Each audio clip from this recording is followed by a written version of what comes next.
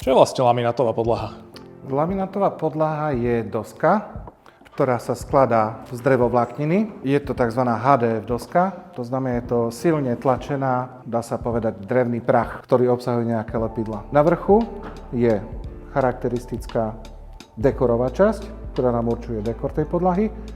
A prečo je laminátová? Tak na vrchu je potiahnuté tzv. Melaninovou živicou, ktorá je vysoko odolná, čiže vysoko záťažová.